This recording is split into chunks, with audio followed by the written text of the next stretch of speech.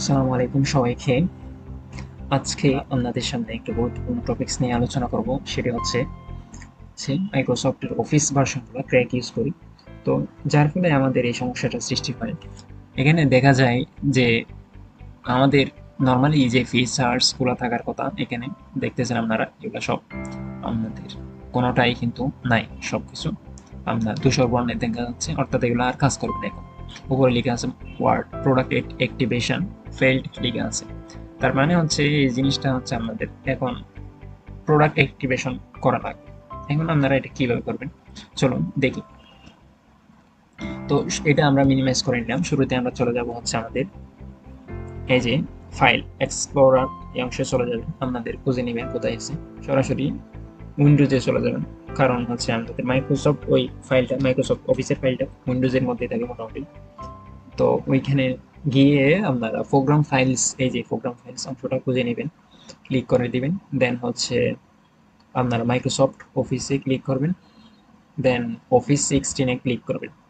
দেন এতটুকু আসার পরে এই যে উপরে এই যে রাইটে আপনারা জাস্ট একটা ক্লিক করবেন। ক্লিক করার সাথে সাথে আপনাদের এই অংশটা পুরোটা পাথ অংশটা সিলেক্ট হয়ে যাবে। তো সিলেক্ট হলে আপনারা এটা কন্ট্রোল সি দিয়ে কপি করে নেবেন। দেন হচ্ছে এখান থেকে মিনিমাইজ করে বেরিয়ে যাবে। এখন আবার উইন্ডোজ বাটন থেকে আমরা সিএমডি অংশটা খুঁজে বের করবো। এই যে সিএমডি অর্থাৎ কমান্ড করার জন্য সিএমডি অংশটা আমরা সার্চ করব। দেন হচ্ছে এখানে রান এজ অ্যাডমিনিস্ট্রেটর অংশে ক্লিক করব, করলাম। আচ্ছা, এখন আমাদের মেইন কাজটা শুরু। তো আমাদের প্রথমে সিডি লিখতে হবে, দেন হচ্ছে স্পেস, দেন ব্যাক স্ল্যাশ, এটা হচ্ছে ব্যাক স্ল্যাশ। দেন হচ্ছে আপনারা এন্টার দিবেন। আবার এন্টার দিলে এই যে সিডি আবার লিখবেন, স্পেস দিবেন। স্পেস দেওয়ার পর হচ্ছে যে অংশটা আমরা কপি করছি ওই অংশটা পেস্ট করে দিবেন, আবার এন্টার দিবেন। তাহলে আপনাদের সামনে এরকম একটা ইন্টারফেস চলে আসবে। দেন আমরা হচ্ছে একটা লেখা আসলে লিখতে হয়, সেটা আপনারা হচ্ছে দেখেন, অথবা এটা কোথাও লিখে রাখেন, ওইখান থেকে দেখে দেখে আবার লিখবেন।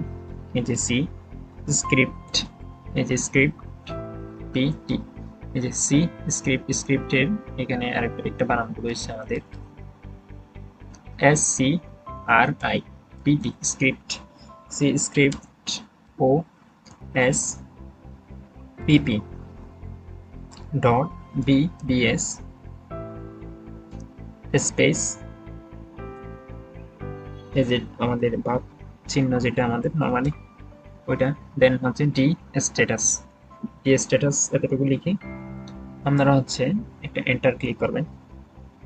এন্টার ক্লিক করার সাথে সাথে আমাদের দেখুন প্রসেসিং হচ্ছে। তো প্রসেসিং হওয়ার পর আপনারা আরেকটা অংশ এখানে লিখতে হবে। এই যে আরেকটা ইন্টারফেস চলে আসলো, এখানে লিখবেন হচ্ছে OSPPREARN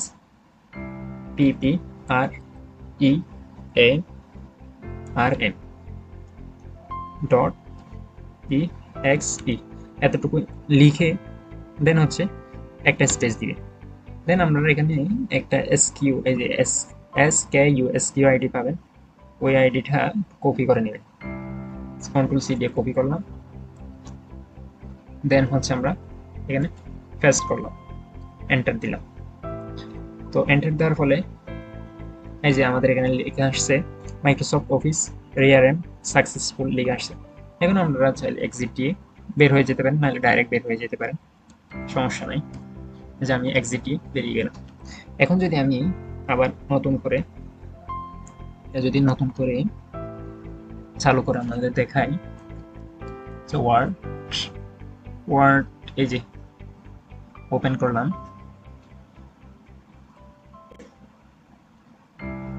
এইবারে দেখেন একটা ব্ল্যাঙ্ক পেজ নিলাম। এই যে দেখেন এখন কিন্তু আগের সমস্যাটা আমাদের সলভ হয়ে গেছে।